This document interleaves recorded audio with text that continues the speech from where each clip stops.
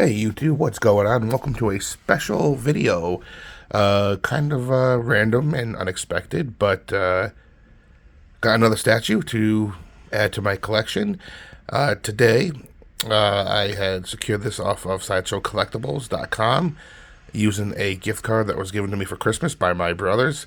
And so I decided to go with something a little bit more smaller, but cool at the same time. And today we are looking at the statue of the Bride from the movie series Kill Bill by Quentin Tarantino.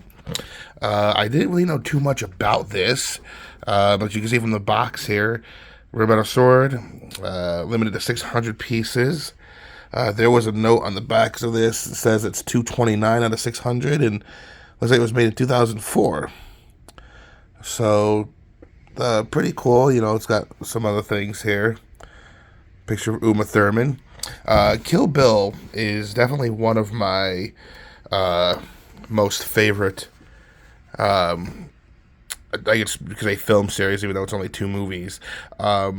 And I do prefer the first movie over the second. The second one had a lot of dialogue exposition and did feel a little bit more slow moving, but made some good use of sound effects. But Kill Bill Volume 1 was such a great movie because it utilized so many types of genres combined into one. You kind of had your typical Western, you know, you have your revenge, you have your Japanese samurai action, your blood. It even has a really cool backstory with Oren Ishii done in traditional Japanese animation, you know, and of course the dialogue is always great.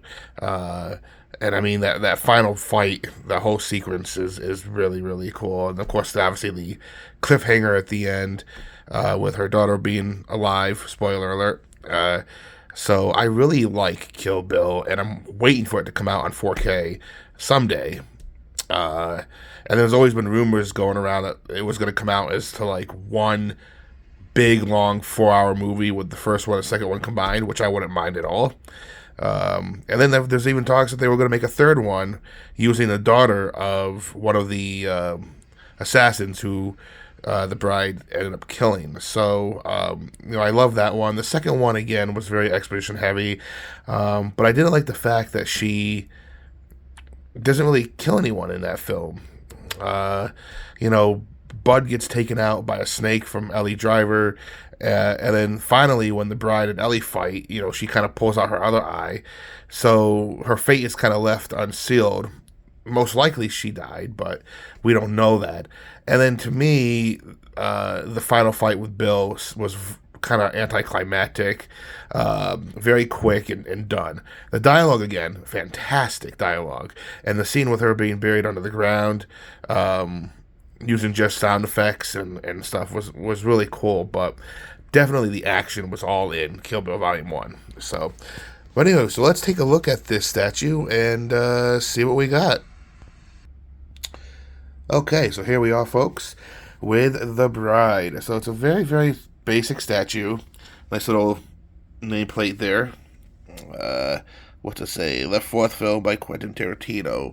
Kill Bill, the Bride, a.k.a. Beatrice Kiddo. Well, they keep constantly beeping out until the very end. And, yeah, I think it's a pretty good likeness from Uma Thurman back in 2004. Uma Thurman was kind of the hot ticket back then. I think she had just done, oh boy, what was it? That ridiculously cheesy, bad Batman Robin movie as Poison Ivy, I think back in 99 or 2000. But, yeah, anyway, so she's got right here, you know, very, very cool likeness of her. The blood effects that she's been hacking and slashing everybody. It looks like to be on a snow-themed base, so this is probably right before she fights Oren Ishii. The blade is actual steel. It's an actual steel beam. Yep. So that's kind of cool. It slid in kind of easy there. If we look at the underside of her, they say it's made by NECA 220. I get that was a 9 or an 8. I want to say maybe an 8. Maybe it's 228 out of 600. I don't know. Visit the official Kill Bill website. I might have to check that out and see if there's other statues out there. This is a nice statue, because it's one of those things you can put on a desk. You can put in a DTOF. It doesn't take up a lot of space compared to like my Kefla DBZ one.